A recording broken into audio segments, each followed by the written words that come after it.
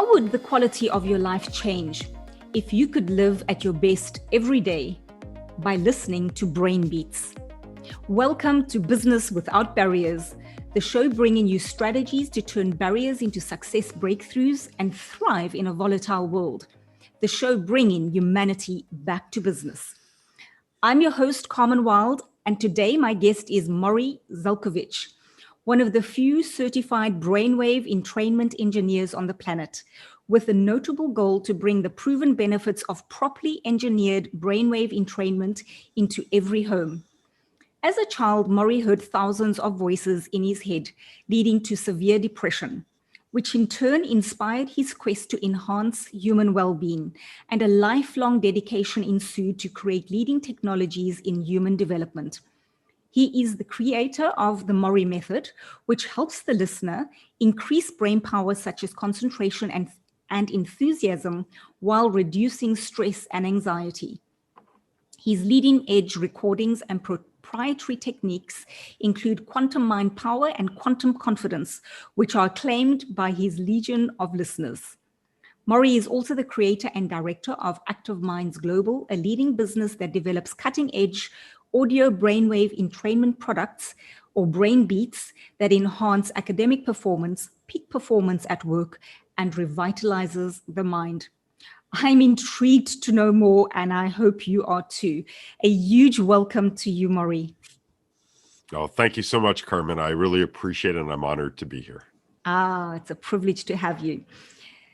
So you know there's going to be something great about a product when someone gives it feedback like, his programs are literally legal mind candy.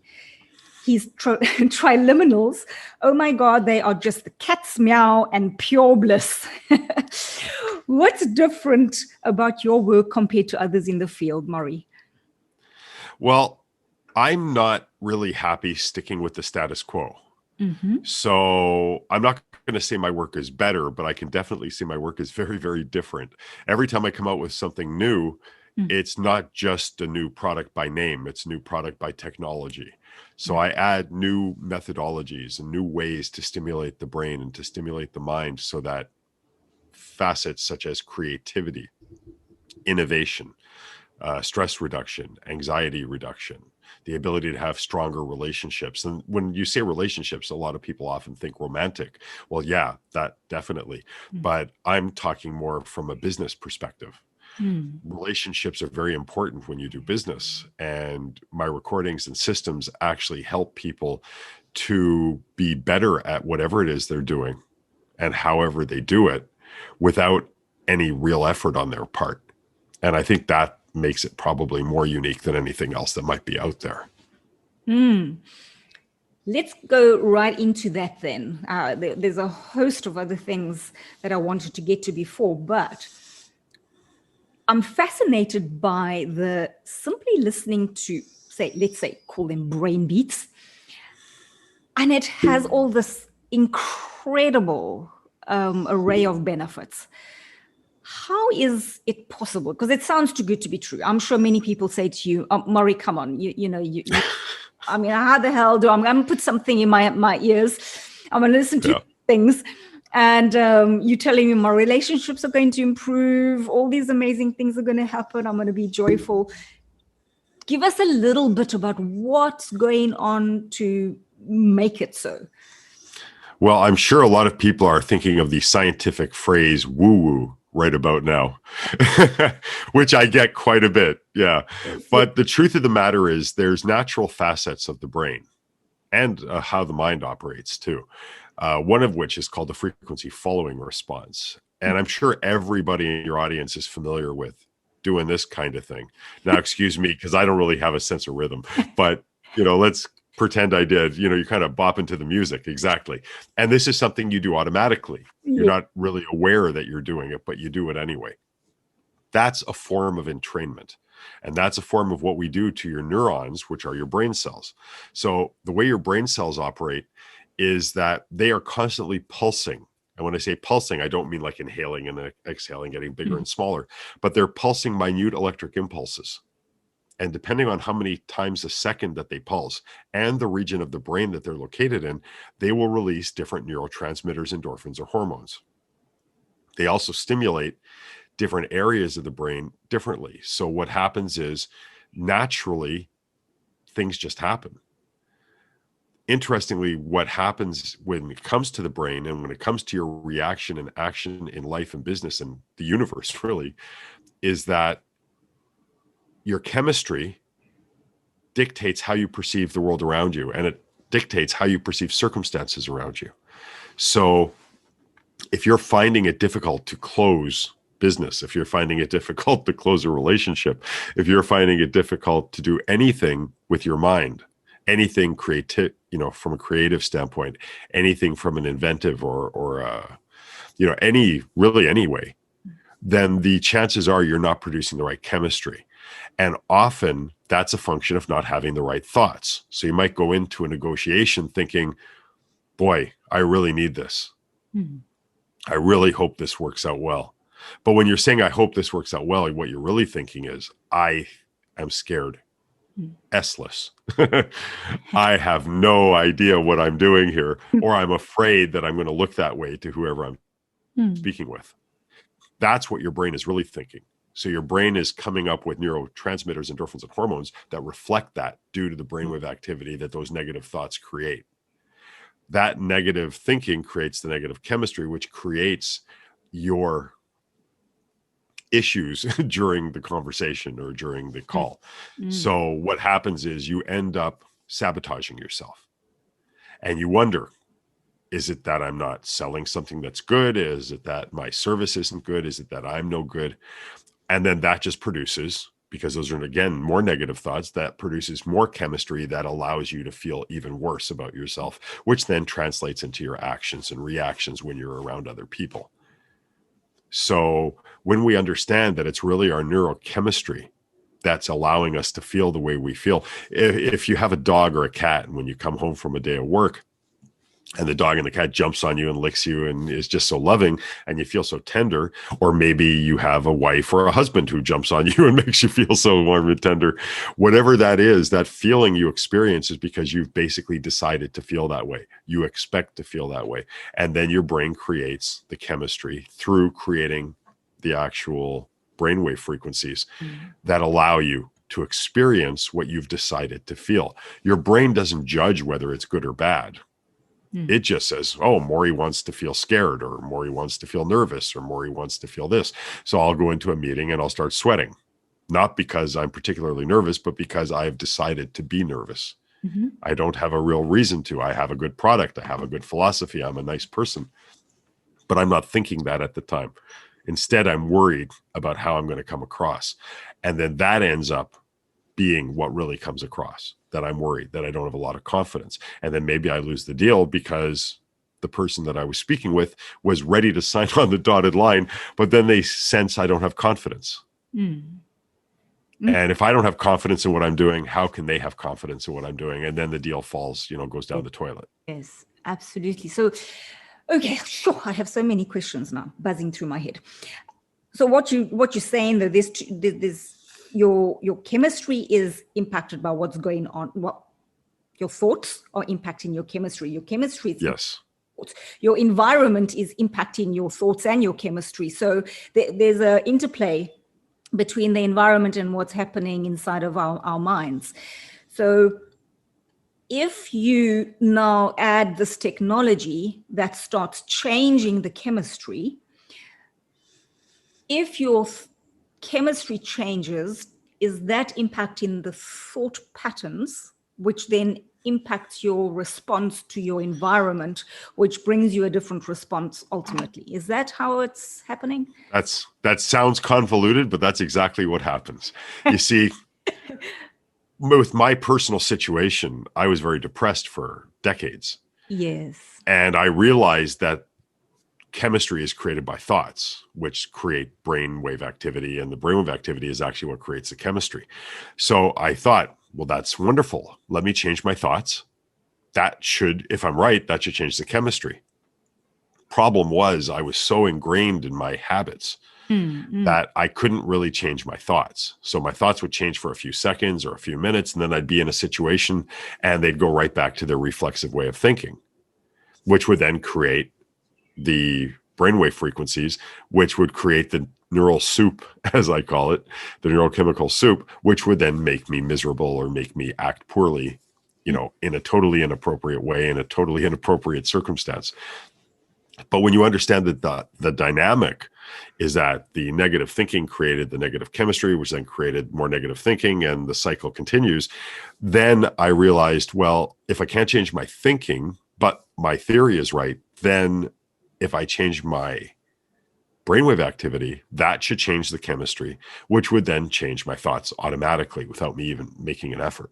And it turns out I was right, because that's exactly what happened. Fascinating. This is really fascinating, because every self-help program out there talks about change your thinking and everything else will change. And what you're saying, well, actually, if your neurochemistry is rubbish, you're going to have rubbish thoughts, your rubbish responses, and you're going to have a messy life. So right. Now, please understand, I just want to clarify one thing. I'm not saying that other products or other services are bad or ineffective. Mine just is attacking it from a different angle. That's all. Absolutely. And a wonderful new angle that is fascinating. So let's track back. Because, as we go through the next hour, things will come together beautifully. We've kind of dived right into it. Puzzle pieces, we'll put it all together. Let's start right at the beginning, because your life was certainly not bliss. You did programs where your wish is to help people create joyful lives, but you certainly didn't have a blissful, joyful life.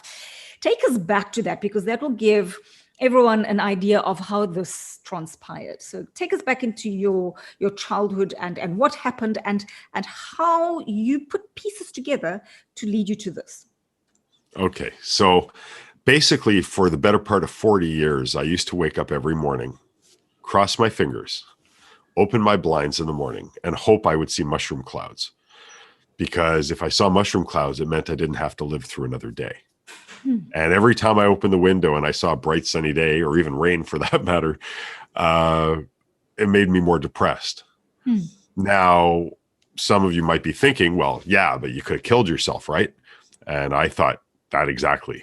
And I remember 6 or 7 times that I tried. But the truth is, if you really want to go, I don't think it's that hard to do it. Yes. So obviously more of me wanted to live than wanted to die. And when I realized that, I realized if I can't find a way to die, I have to find a way to live.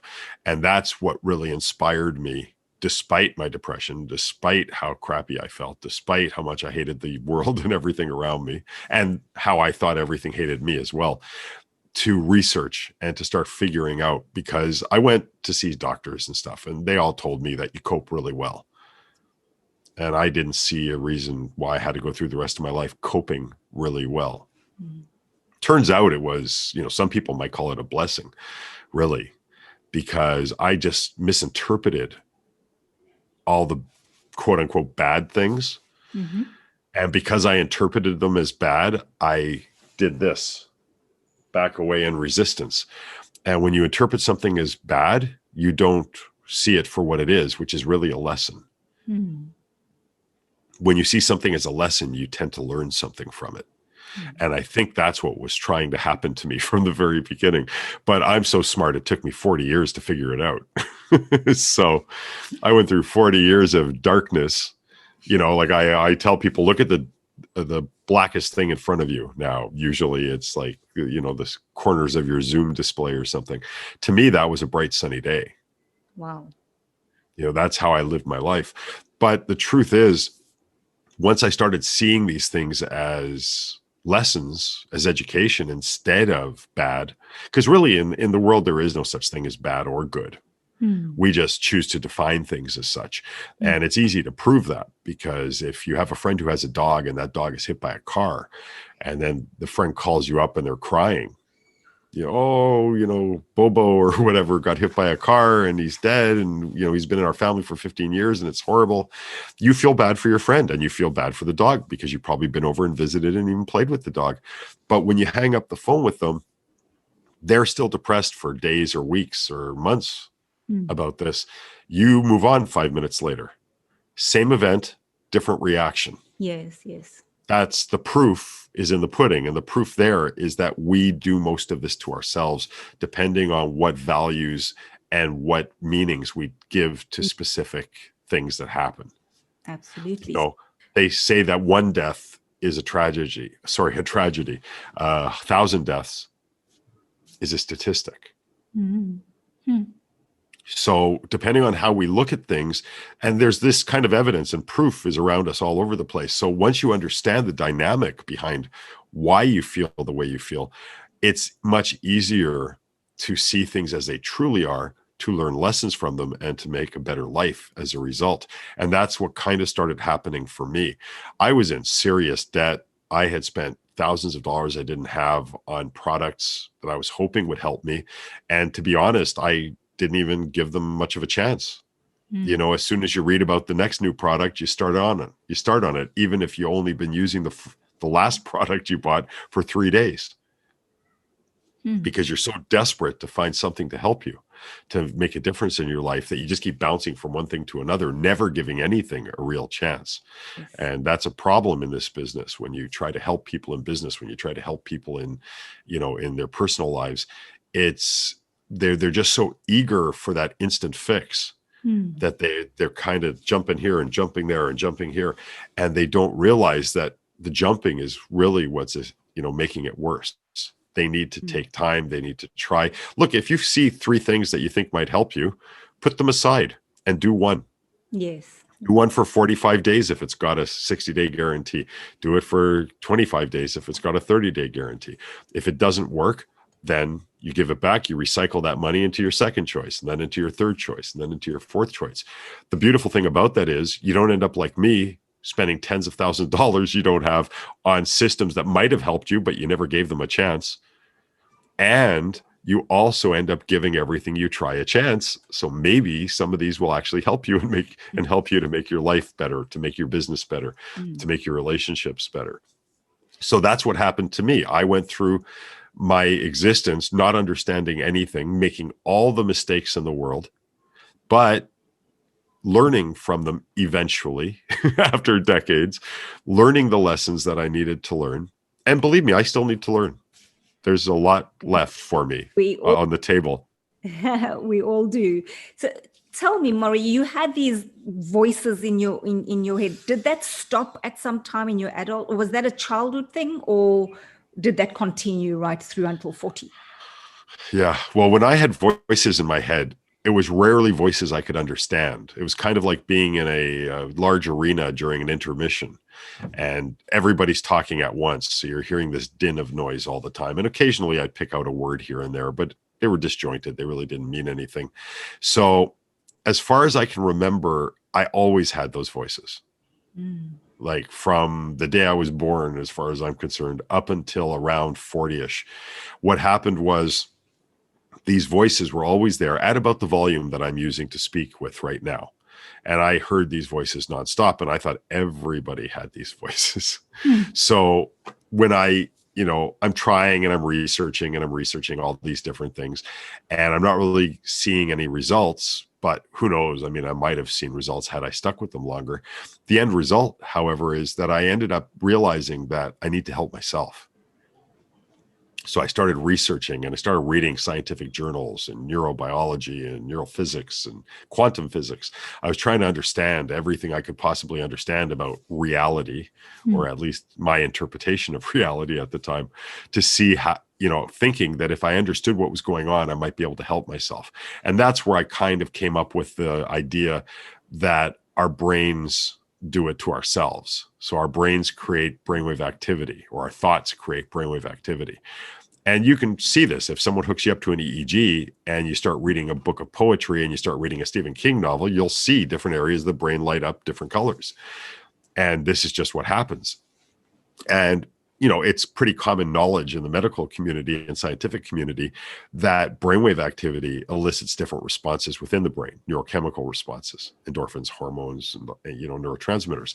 So when I realized that, I thought, okay, that's my cue. That's what I need to have changed.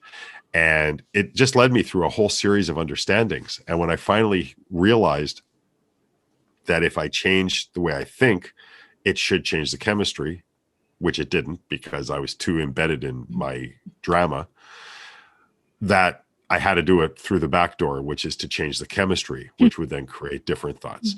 And it was brainwave entrainment that finally worked. I mean, I tried other things. I was a sex addict. I was a drug addict. I was an alcoholic. I did all the fun stuff. So, all the but yeah. Fine. So back door. Yeah. Well, eventually I found the right back door.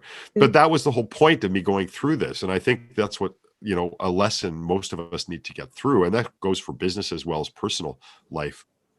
When things happen to us that we interpret as bad, I think we need to rephrase that in our minds. So I want everybody to start looking out for any time they think of something as bad luck, bad fortune, just bad.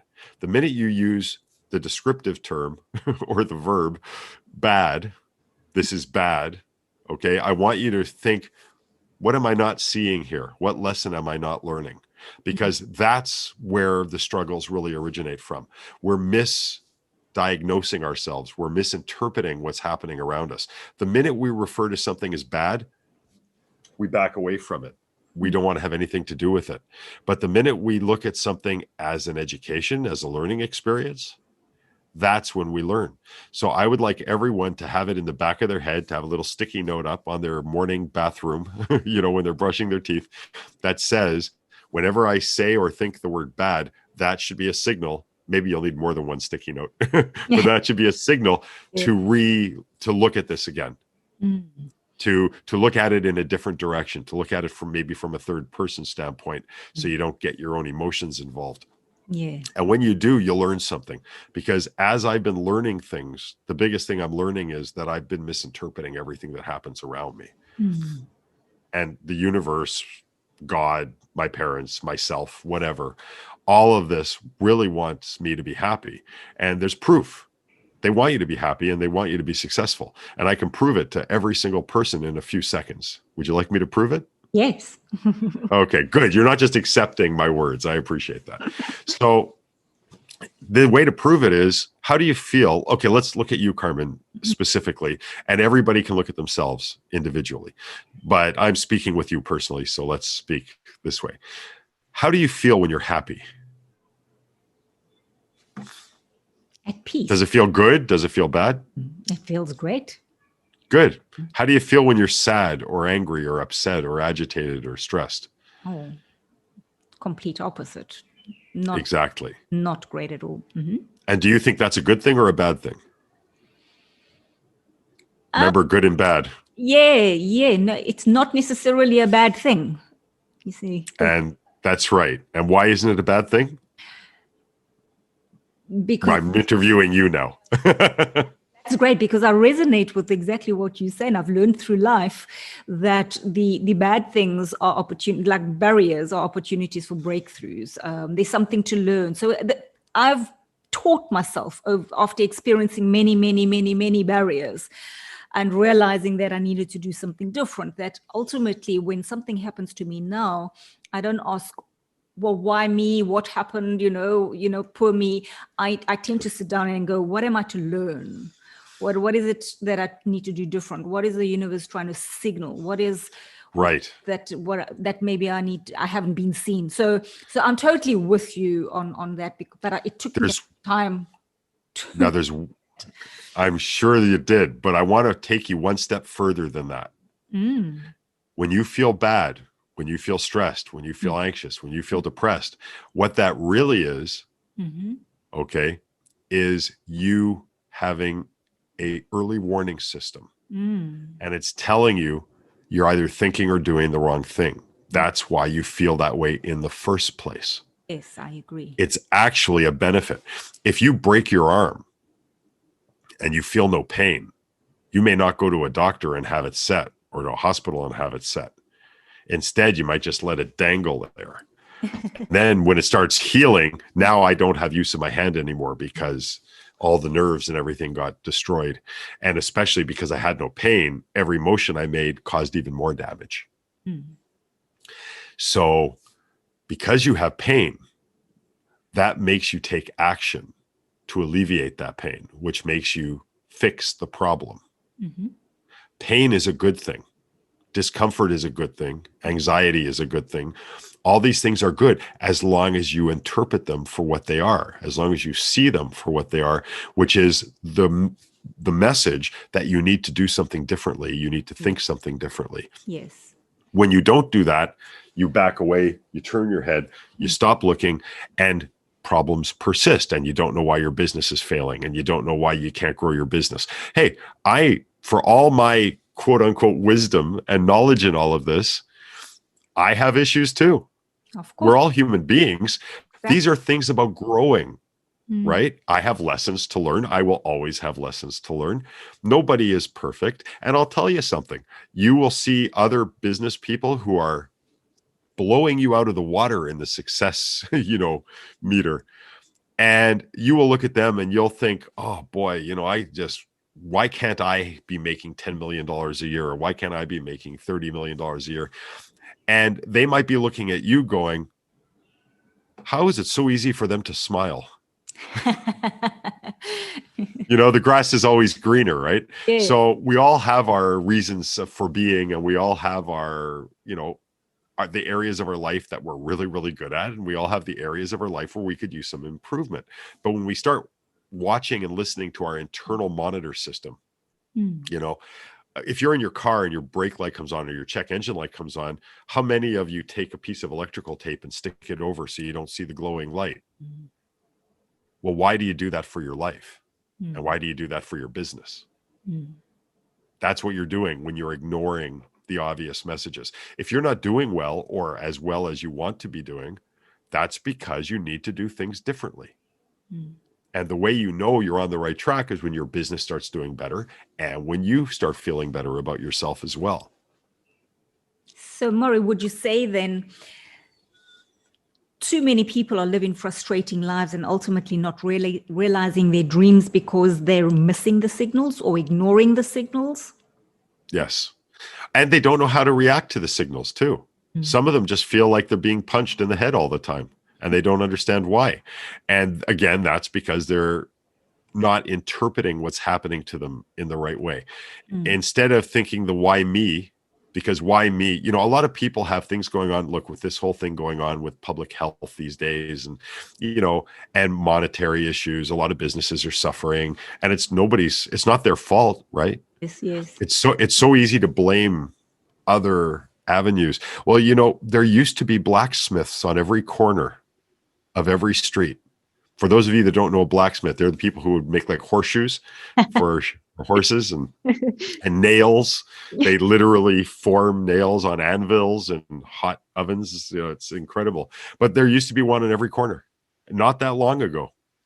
There used to be people called lamplighters. Street lights that turn on now because it gets dark enough and our little solar sensors say time to turn on the electricity. Well, they didn't have electricity.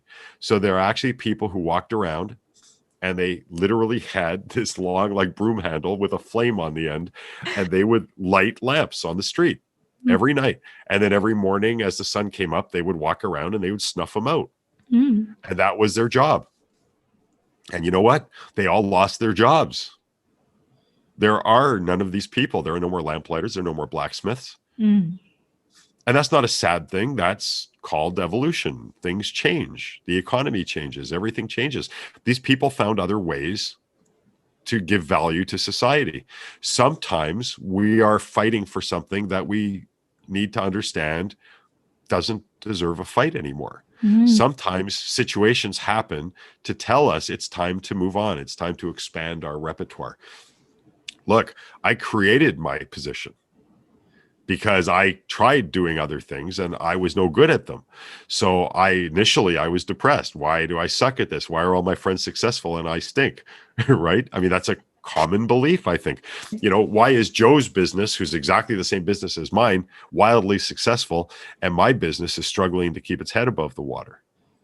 Why this? Why that? Blah, blah, blah, blah, blah.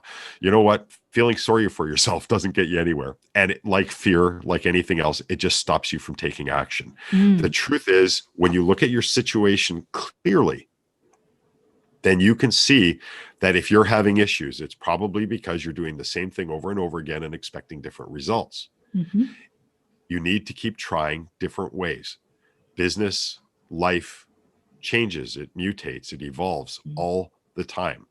And the people who are successful tend to be successful because they are able to see these changes and then make changes in their own life and in their own business to adapt to these changes, to see opportunity where other people might see failure.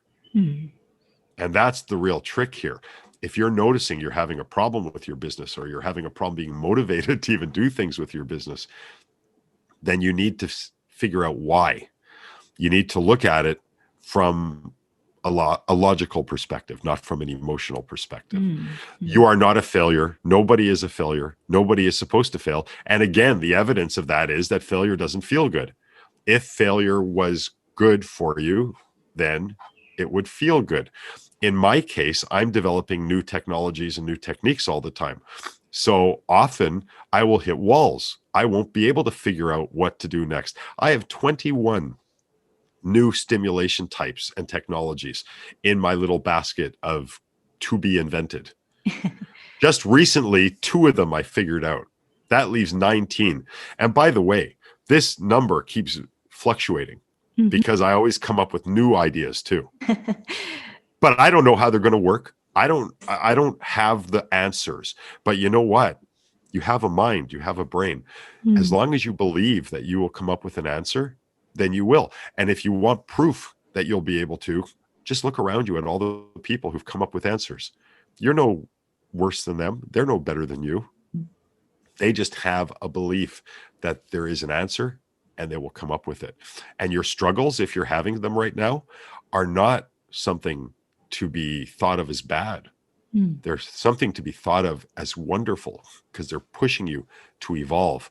All of the things, when I get into details, which I'm not going to get into details in this particular interview, but I do sometimes, if it's appropriate, get into some of the real details of my depression and the things that I was going through. Today, I am grateful for all of that quote unquote pain, for all of the quote unquote suffering. Because once I realized what it really was, I learned from it and I continue to learn from it. And my life keeps changing. I'm 58 years old and I'm more excited about life now than I was when I was 18. Fantastic. That's Now I have less hair. Admittedly, but that's the only thing I have less of.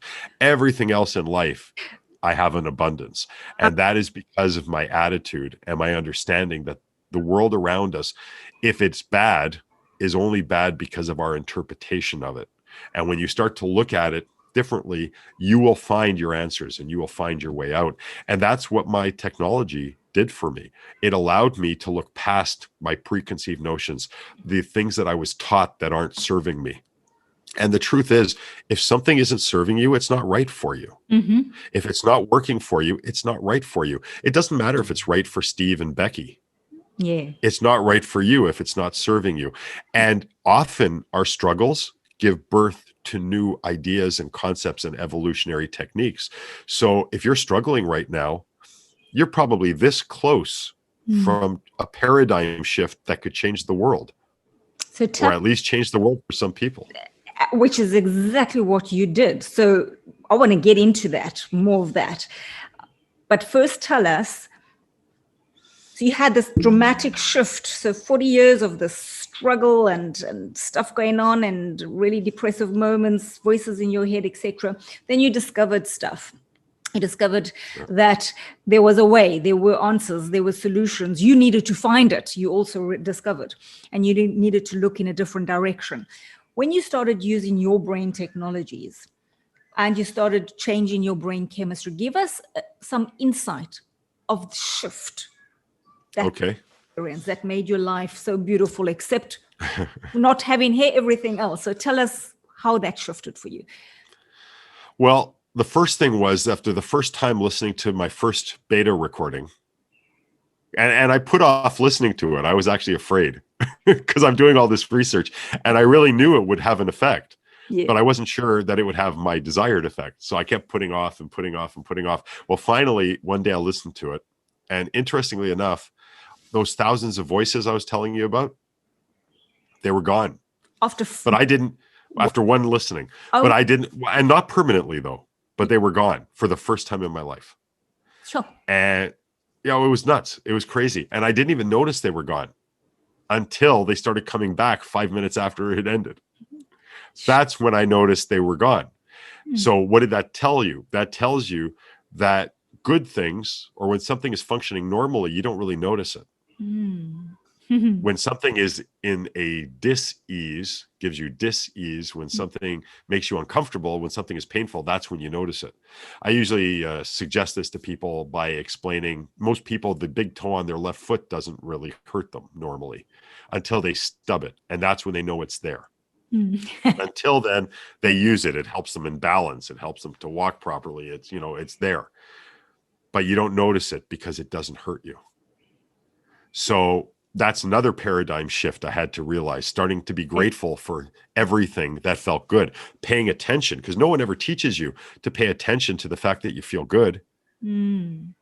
Right? How do you feel? Well, now you're kind of paying attention, but not really, zeroing in on any particular area of your life or your body. You just, I feel good. Thanks. And then you move on, you forget about it. Then my elbow starts hurting. Oh, my elbow. You start dwelling on things that cause you pain or that make you feel pain. And you don't give equal time when you feel good. I have found, for example, that through my depression, I injured myself a lot too.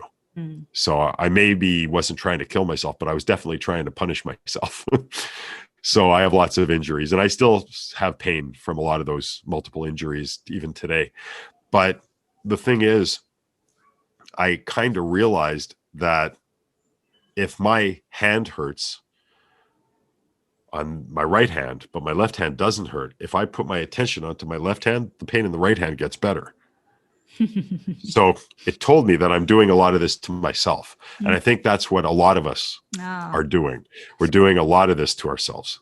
Sorry, Morry. So the minute things quietened down for you, you started noticing shifts. Yes. So that started a whole pattern interrupt for you. Tell us what else happened then. What were some of the benefits? Well, as soon as I noticed that, I got really excited. First, I got really scared because it's different. But then I got really excited because, up until maybe 5-10 years before that, I thought everybody heard all these voices. I thought everybody was depressed. I thought everybody. So, even when I tried to kill myself all those times, I didn't leave notes. I wasn't doing it for attention because no one even knew that I was trying to do this. This was purely me hurting myself for my own sake.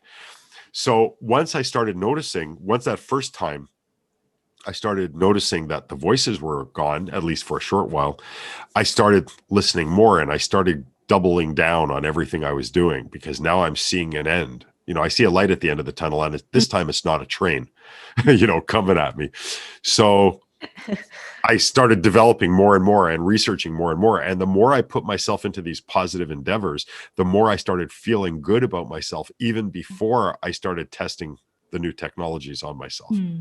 Because I was my own guinea pig, obviously, at least in the beginning. Yes. So as I'm going through this, I'm starting to notice now that when I'm laughing or smiling, it's not an act. It's kind of happening by itself. Because before it was an act, I was just trying to fit in, right? But I wasn't feeling anything when I laughed. I wasn't feeling anything when I smiled. It was just there to make other people think I was normal or as normal as I could be at the time. But as I started listening more and more and more, things just started changing. I started seeing things that were pretty and things that were beautiful. And I saw all these things before, but I never noticed the beauty. It just started happening. There was no mental like active mental shift. There was no exercise that I did to make me suddenly start seeing things in a better way, in a more positive way. Interestingly enough, as I started changing, people around me started changing as well. Of course, yes. Now, they weren't really changing, but they were changing because they weren't reacting to my negativity, because I didn't have the negativity. Yes. Suddenly I was doing better. I've always worked for other people, and up until me starting my own business, the best I ever did was about $24,000 a year. And that's like, slightly above poverty. Mm-hmm. And that was the best I could do. And I had friends at the same time who were making over $1 million a year. Lots. As a matter of fact, even the worst financially, friend, was still doing $60,000, $70,000, $80,000 a year. And I'm in Canada, so $24,000 in American is probably about $4.35, something like that. So, I was not doing well, but I was doing it to myself. And as things started changing for me, everything started changing for me. I started having more fulfilling relationships. I started having, better times. Even like, I didn't just start working for myself or inventing a career like this right away. But as I started getting different jobs, I was getting more satisfaction. I was learning things from them that I would later put into use in my own business. I was realizing that I needed to have my own business. I was learning. Mm-hmm.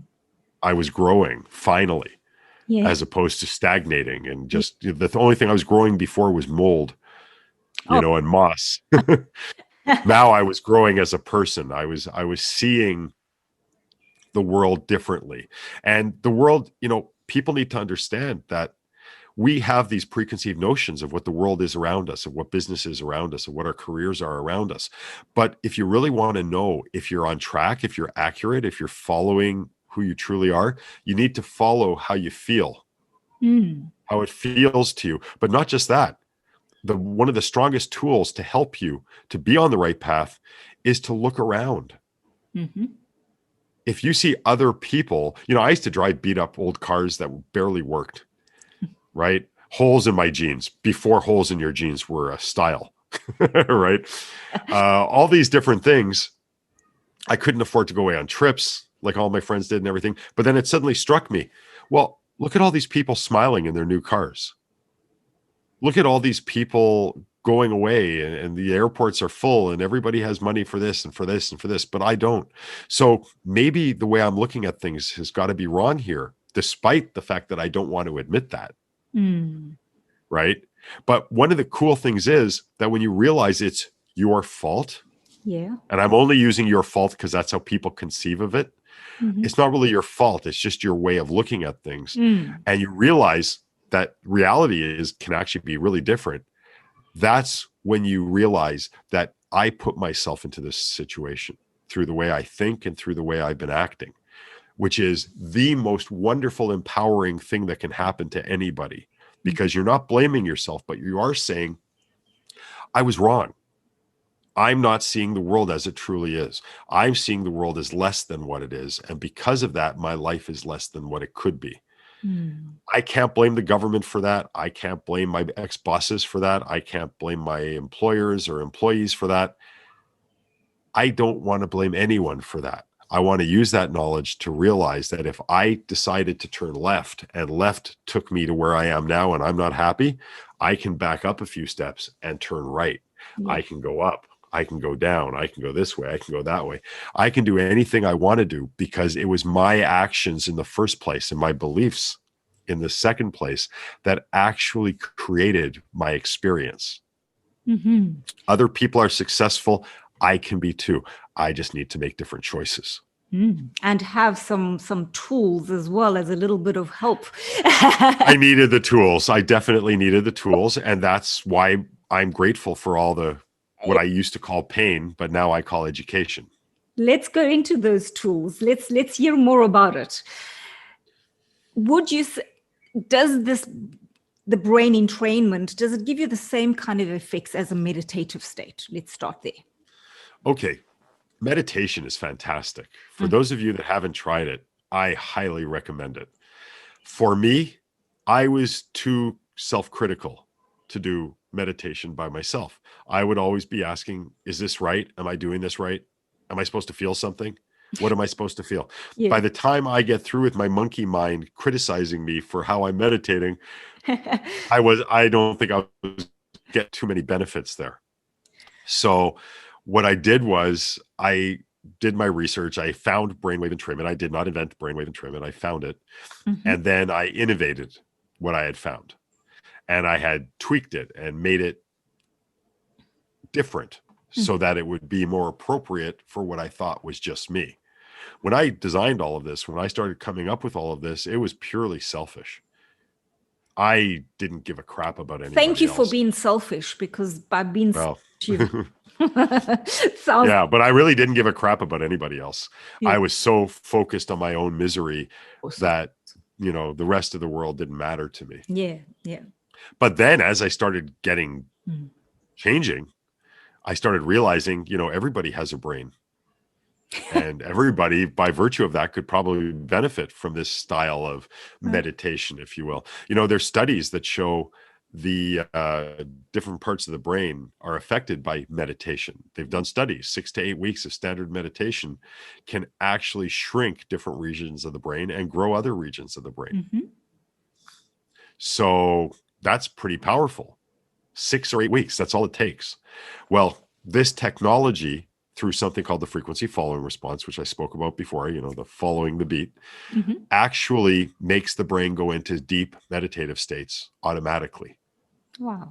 Sure. So I didn't have to worry about judging myself. It just happened. And I could feel differences. For me, when I start going into my states, I'm just talking about it. My fingers are tingling. This is one of the things that happened. My feet started tingling just now as well. Just talking about it, just thinking about it brings on these meditative states for me now. The actual recordings guide your brain. I was going to say force, but they don't really force anything. They just guide your brain through natural processes into these not really altered states, but natural states. You have to go back in time to really understand what it does. Let's go back thousands and thousands of years to our ancestors who likely lived in caves. So what was life like? Well, it's reasonable to assume that life was similar to this. You wake up in the morning, you go to the washroom, you eat, you drink, you hunt, you gather, you have sex. By the way, sex feels good for a reason. Because way back before we knew what created babies, we needed to do something to create babies. Yes. We wouldn't know how to do it if it didn't give us that kind of pleasure. Yes. So that's why we did it. So we had sex, and then we had dinner, and then we had, maybe hunted and foraged a little more. And then we went to bed, and then we woke up and, rinse and repeat. That was our life. Believe it or not, that's pretty stress-free. We lived in the moment all the time. I mean, everybody lives in the moment, but our attention was also in the moment. Our intention was in the moment as well. And that was our life. We didn't have taxes. We didn't have to worry about our boss or about traffic or about disease.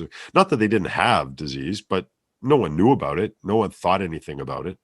No one thought about life or death or anything. It's just whatever it was, and you move on. Much less stress. So let's look at it from a physiological standpoint now. The brain, which has evolved like the rest of us, but it hasn't evolved that much from its original purpose, is now able, because of the lack of stress and the lack of strangeness in our lives, gets to achieve specialized brainwave patterns that it's designed to achieve for longer periods of time. Because you're sitting around, you're not watching television, you're not listening to music, you're not doing this, you're not doing that, you're not reading the news. All these things that are imposing on our brainwave activity aren't there. So it's reasonable to assume that our brains are operating at dominant frequencies for longer periods of time. Well, we know through science and medicine that as your brain waves are in different frequency ranges in different regions of the brain, you release neurochemistry.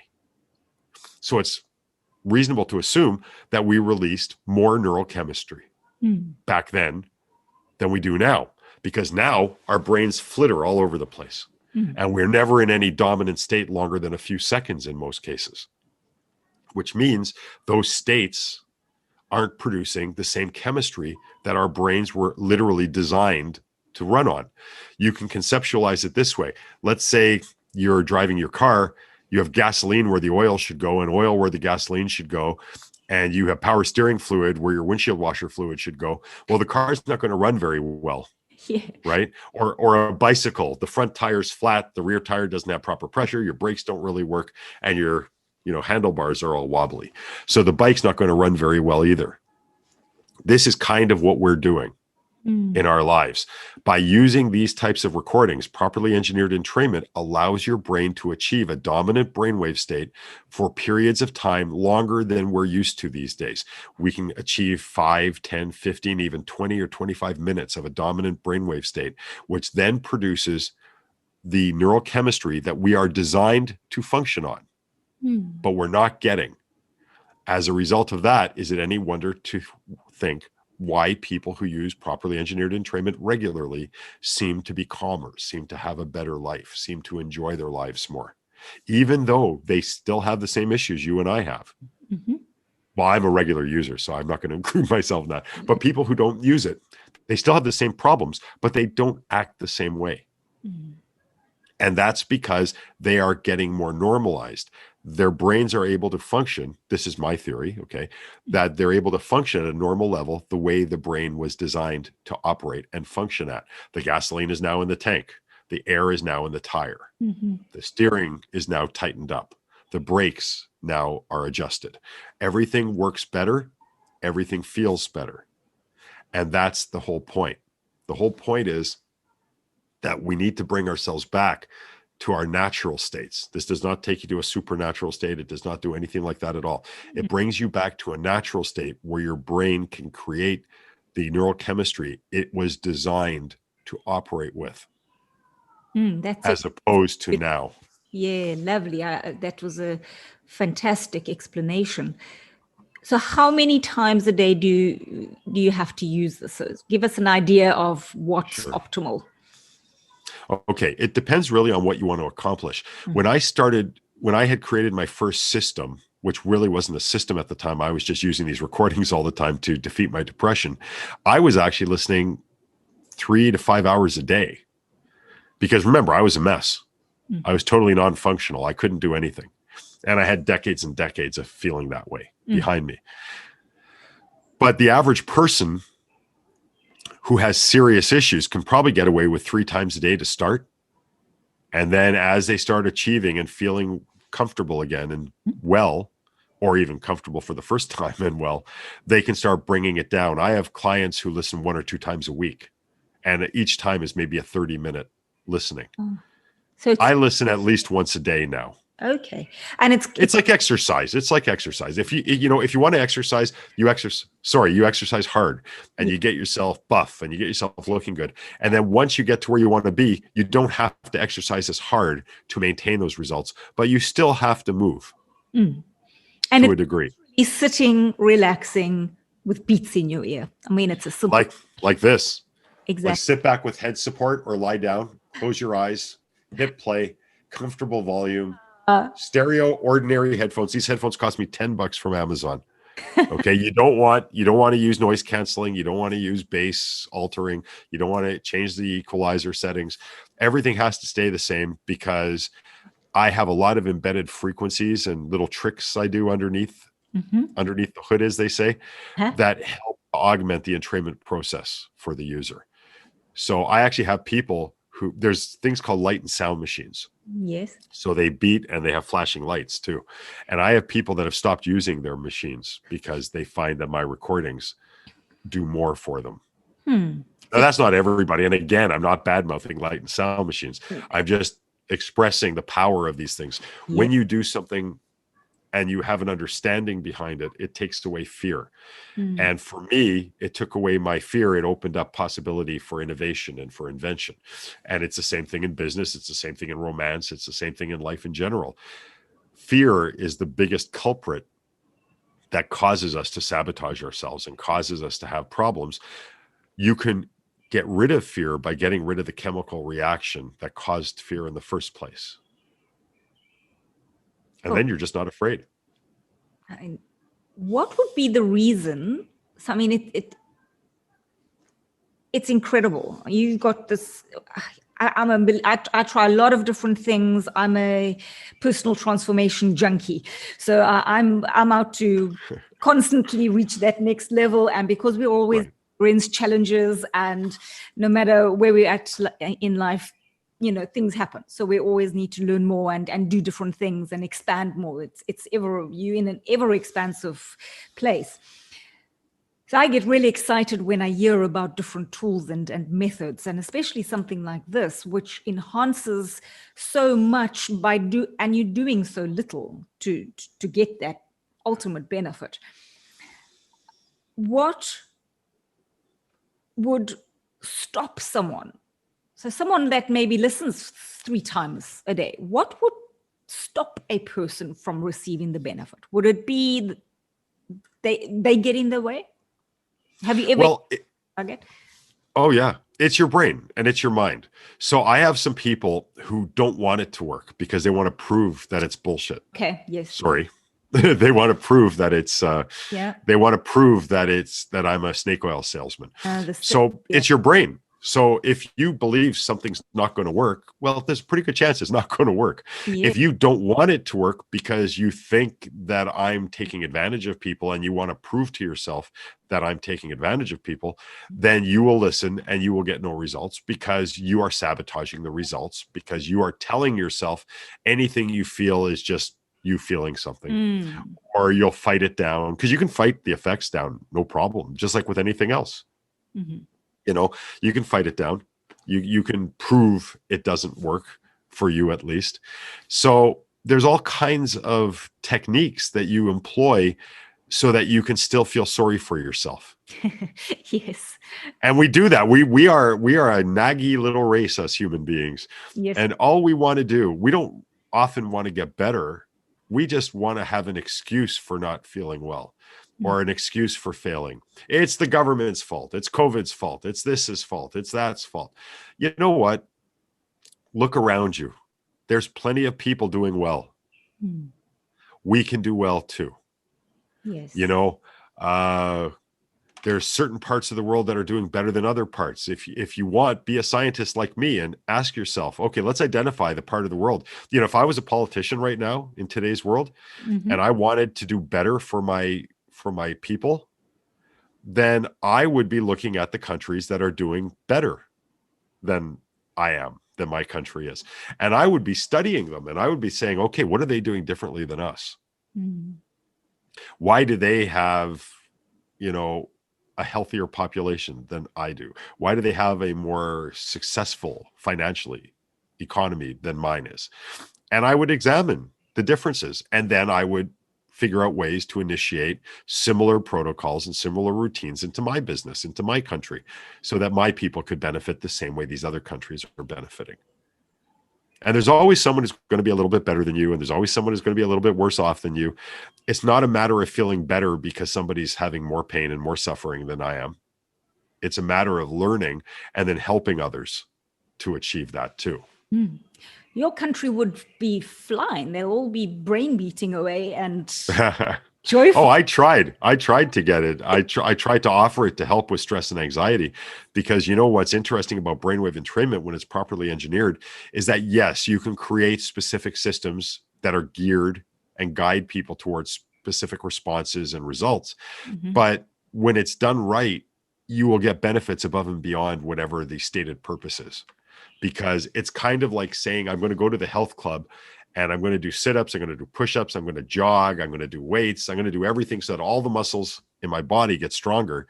But now that I'm stronger, it's 6 months later now, and I'm, Superman instead of being Clark Kent.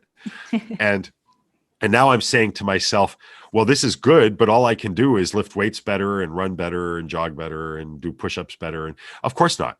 All these exercises and activities have now made anything your body does more efficient.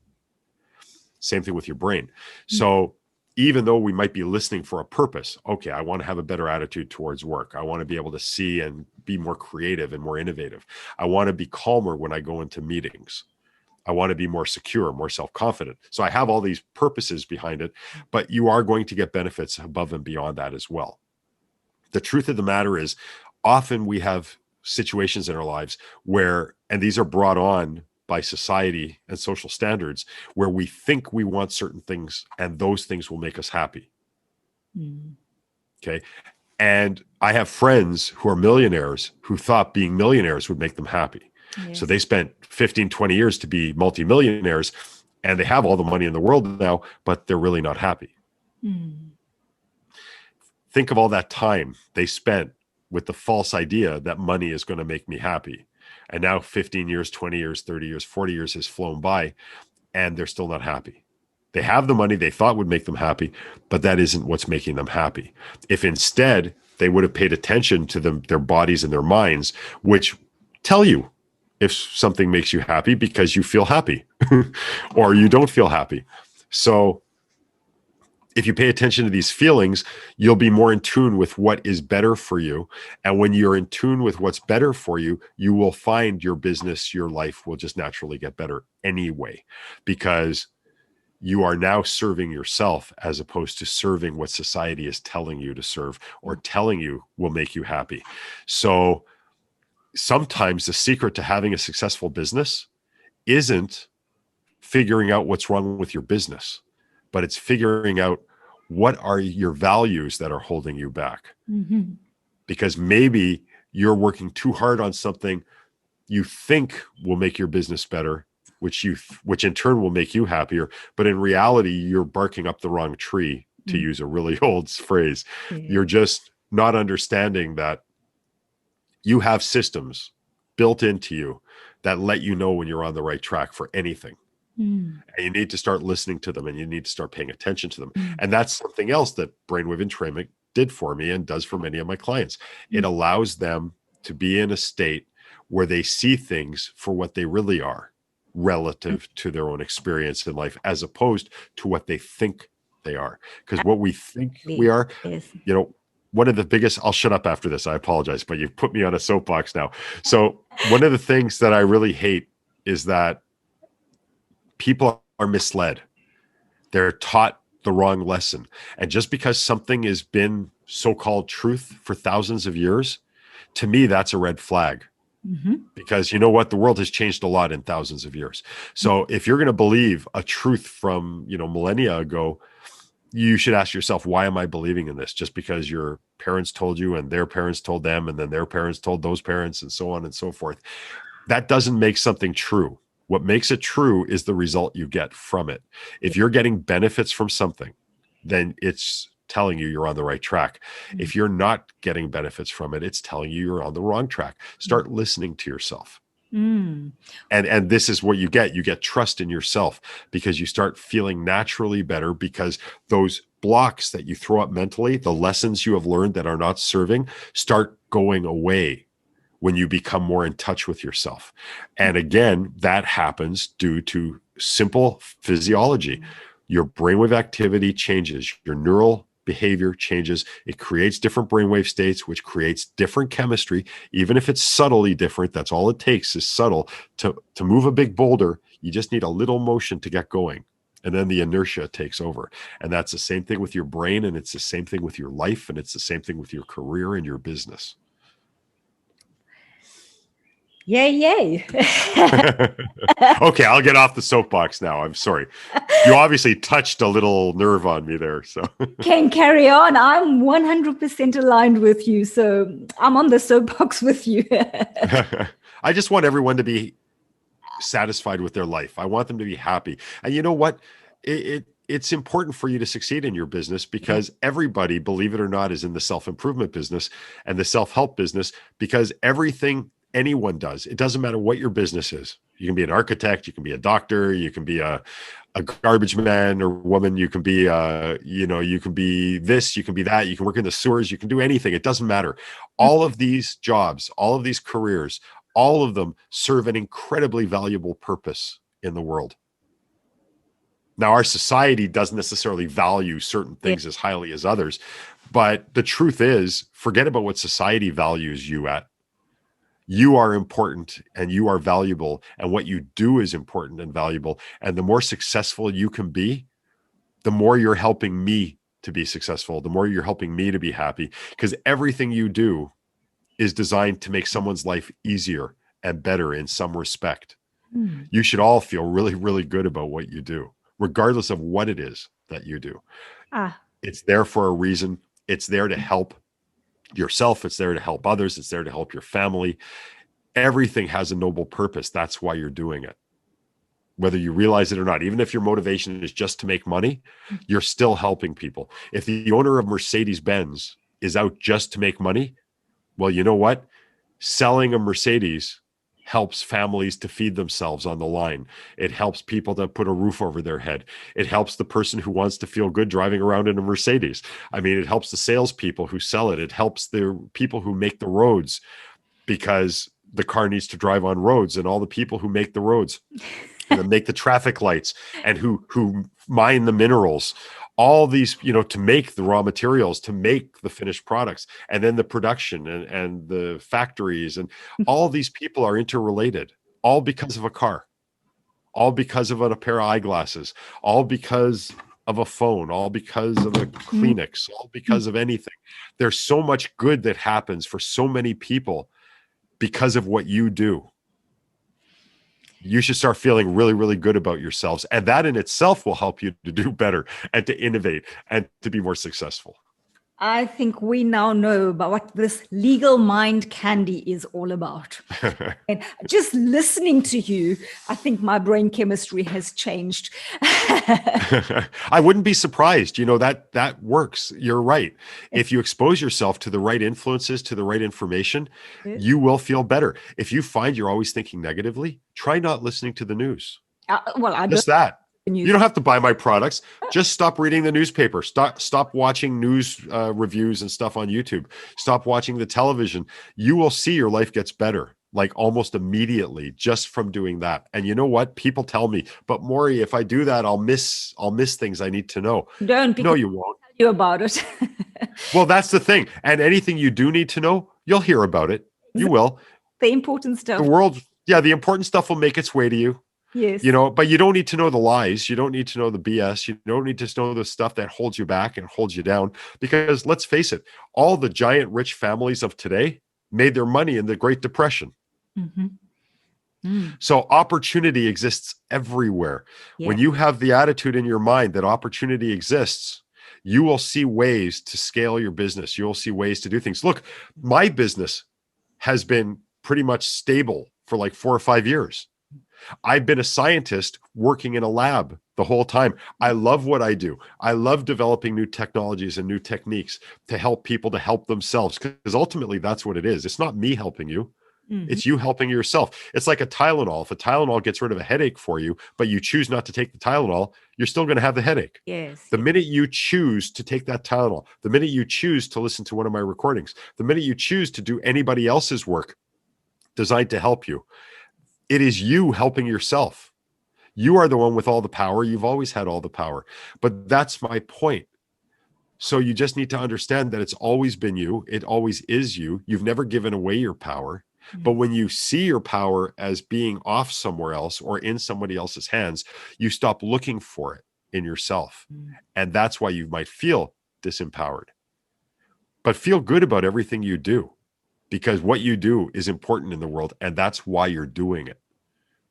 If you want understanding as to why you are doing what you're doing, it's because it's important. Yeah.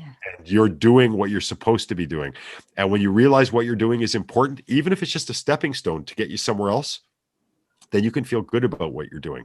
And when you feel good about what you're doing, you do a better job. And when you do a better job, you help more people. And maybe you impress bosses, and maybe you impress clients. And now all of a sudden you're more successful and you don't even know what you did. And all you did was you had a mind shift.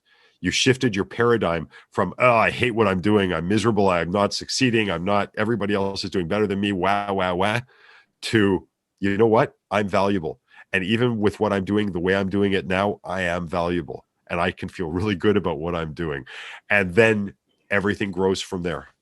Well, I hope everybody that's listening is going, Lisa wants some of what he has. And you can sure get it. All you have to do is choose to do it. Yeah, it's a choice. Everything is a choice. You're 100% right. And I mean, what blows me away is you get all these incredible benefits. You get this absolute effervescent type energy as Morry has. And you don't have to do much. You're just sitting and listening to these things. You just have to have a desire for change, a desire to grow, a desire to learn, a desire to have a better life. Put these things in, enjoy, sit back, relax, and see your life change as everything just normalizes inside of your brain. So you respond differently to other people. They respond differently to you. You start to see, oh, wow, this feels good. So you do more of it. So it has this beautiful, beautiful action response type of mode going on. And all you have to do is make the choice. And what blows me away, Morry, I must say, is it's not even expensive. I mean, No, it's really not. It's like ridiculously for the benefit, for the value that you're getting. It's insanely. It's to my mind. It doesn't even cost for the. Well, don't take this the wrong way, but I don't just want business professionals to be able to benefit. So I want everyone to be able to benefit, and that's, you have to remember, from where I came from, and I did it all to myself, of course, but the depression, the pain, the anxiety, all that stuff. I mean, I'm inspired to do this. I may have created it with a selfish intent. I don't care about anyone else. I need to help myself. But once I started changing, I started realizing that it's different, and this can make a difference in people's lives, especially because people were asking me, what's going on, Morry? You seem different. And I told them. And some of these people asked for a recording. So I gave them a recording, and then they said, oh, it's amazing. It's amazing. But then I figured, these are my friends. So they're just telling me to pump me up. And then all of a sudden I started getting calls from strangers, because my friends had given the recordings to their friends, and they were asking me questions about it. And I'm going, well, how did you get this recording? Oh, well, Bob gave it to me. Sue gave it to me. Steve gave it to me. And it's like, when I started realizing the people I don't know are being blown away by themselves, because that's really what it is. I mean, it's not me, it's not my technology they're blown away by. They're blown away by what's possible for themselves. Yes. And that's when I realized that there's something to this. And that started me on the career. That's what actually got me doing this as a career. I wanted to help people to avoid, if you feel the way I felt, I wanted to give you a way that worked for me, that could help you to help yourself. And if you don't feel that way, but you just want to see what's possible, I wanted to give you a way to do that. The nice thing about what I do is, one of my recordings actually is part of a protocol by Dr. Dale Bredesen called Recode. And it's used to halt and even reverse the effects of Alzheimer's. Sure.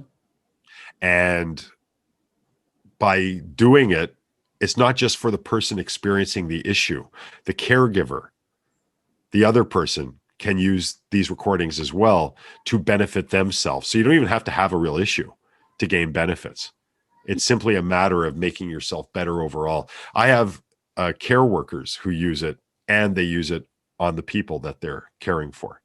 Double benefit. I just heard a couple who are using some of my recordings, and they listen together. They put one of the Y splitters into their device.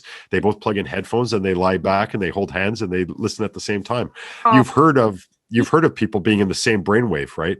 We're in the same frequency. Well, try that. It's amazing when you're literally in the same frequency. That is beautiful, beautiful. This has been incredible. Thank you. Pleasure. Morry, and one final question. If you could speak to all 7 billion people right now, what which would you love to share? Well, the biggest thing I want to share is that our beliefs, our perception is unique unto us. So if your life experience isn't what you want it to be, it's not because your life experience isn't what you want it to be. It's because you don't see it for what it can be. Because it's really just how you perceive the world around you. And in this day and age, with so much negativity and so much apparent quote unquote evidence that goes against what I'm saying now, Well, we have disease, we have discomfort, we have bad economy, we have this, we have that. We have all these reasons to fail and all these reasons to feel good about failing. The truth is, there's no such thing as a good reason to feel good about failure. There's no reason to feel good about feeling bad. When you feel bad, it's because you're not thinking and or doing the right thing. Trust your internal sensors. Do things differently. Understand that there's opportunity everywhere. Know that. And if you don't believe me, look around. There's plenty of people smiling. There's plenty of people healthy. There's plenty of people doing well. There's no reason in the world why you can't be one of them. It's simply a matter of seeing the world for what it really is, as opposed to what you're being told it is, and seeing yourself for what you are. You are a wonderful organism. Okay. You're a wonderful person. You're a wonderful human being. You are wonderful. And the proof again is that you feel bad and you feel good. Feeling good means you're on the right track. You're here for a reason. We're all here for a reason. I look at us as being part of the same organism. So even though Carmen might be on another side of the planet from me, we are connected, as are all of us. So look at it this way. If you could look at yourself small enough, you could go into your hand and you could literally stand beside a cell and not see another cell as far as you look, because you're that small. That's how we see ourselves. We see ourselves as being independent and individual because I look beside me and there's no one there. I'm not physically connected to someone. So I see myself as not being connected. We are connected. All of us are connected. And cancer attacks cells. When we attack others, when we think ill of others, when we do ill to others, we're actually acting and behaving like a cancer cell, except this time in the body of humankind. We need to start understanding and looking at things from a different perspective. You and I are all part of the same organism, ultimately. And if I can do something to help you feel better, then I'm ultimately doing something to make me feel better. If you can do something to make your fellow human being feel better, your business is designed to help people to feel better. You take that as your motivation. You will start learning things instead of thinking things. When you learn things, you will be able to grow your business. You will be able to make your business better. You will be able to influence more people, which means you will make more people happier. You will put smiles on more people's faces, which means you will make me happier. You will make Carmen happier. You'll make yourself happier. You'll make your clients happier. You'll make the world a better place. What we're going through now is growing pains. We're going through puberty, if you will. Puberty can be uncertain. It can be painful. It can be uncomfortable. But when you come out of it, you're mature, you're wiser, you're smarter, you're healthier. And that's the kind of attitude I want you all to have, to understand that if we're having negative experiences in any part of our lives, that's because we're not listening. And when you start listening, you'll see everything starts turning around. And when everything starts turning around for you, it will turn around for your clients. It will turn around for your bosses. It will turn around for your coworkers. It will turn around for everyone around you. I smile at everyone I see. Now it's a little difficult wearing a mask, but you can see the eyes smiling still, right? And when you smile at everyone, you make a positive difference in their lives. By you doing more to pay attention to your life and to your career and to your business, that is the same thing.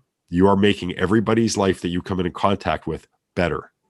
By doing that, your business can only help but grow. It can only help but be successful. And think of all the people you'll be feeding, the more successful, the more services that you offer, the more products that you sell. Imagine how many lives actually benefit every time you do something. Every time you charge your $100, $1,000, $10,000, whatever your fees are, the bonuses, the benefits that the user gets and their clients get and your clients get, make life better. Start thinking about what you do that way. And when you do, you'll find it's very easy to motivate yourself to take the action you need to take to be successful and thus to be happy. Because let's face it, success isn't just money. Success is joy. It's compassion. It's love. It's everything. And when you look at your life that way, and when you look at your career that way, you'll have a whole lot more fun, and you'll make a whole lot more of a difference. Sure. That was so powerful. Absolutely touched me right here. Thank you. Thank you, Morry. Thank you for being an absolute human of substance and a beautiful, beautiful being. I mean, the energy from you it flows out of you. And thank you. You are synonymous with everything this show is designed and created to do, and that is to just be the most beautiful human beings that we can be, and to tap into the deepest recesses of who we are and those beautiful human qualities. And you are synonymous with that. And I just want to take the opportunity to thank you for not letting your light go out, for persevering and pushing through and being a blessing in the world, and really bringing incredible tools that are so accessible to people that can light up their lives. So thank you for this hour, and thank you for the work that you're doing, and showing us this spectacular magic that is us when we tap into who we are. And well, thank you for having me. And I can't tell you how much fun I've had. And I just hope people understand, so many people that, business is business, but business is a part of life. Yes. And understand that once you take care of all aspects, everything gets better. Yeah. Everything gets better. The hardest thing to get isn't money. Yeah. The hardest thing to get is joy and peace of mind and compassion. And once you have those things, the money will come. Yes, for sure. And thank you to you, and more people being aware of the tools that you have and the technology that you have and how accessible it is. I am so grateful that I believe that so many more people will be able to step into this delicious human soup that is joyous and filled with amazing things. So thank you so much. And I see it as a duty for us as human beings to find these methods, to continue to search, to create, to bring our creative sides out, and to tap into this magic that we have, and bring humanity back, tap into those things that makes us deeply human, and connect and calibrate and co-create solutions and bring value like Morry has brought to us. And if we do that, I believe that we will be celebrating successes, and more importantly, I think and believe and know that if we were to collaborate and co-create in this way, utilizing our mind's power, that we would create a new human story that we can be proud of, and a future that we would be proud of. Thank you, Morry. Thank you very much. And thank you, everybody out there. I really appreciate all of you. Yeah, absolutely. 100% resonate with that. Thank you to everyone for listening. And I hope that every single one of you, I feel like I'm tingling because the energy has been so tangible. Thank you, Morry.